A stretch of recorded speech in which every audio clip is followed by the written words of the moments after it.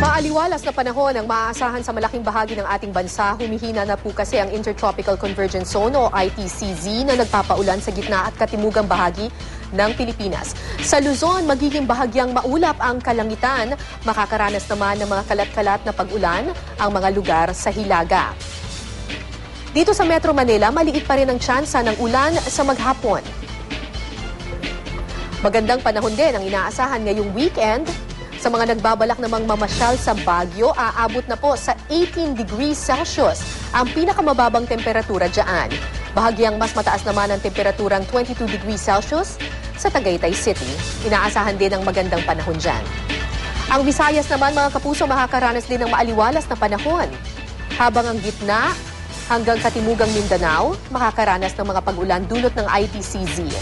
Pinapayuhan ng mga residente riyan na mag-ingat sa posibleng pagbaha at landslide.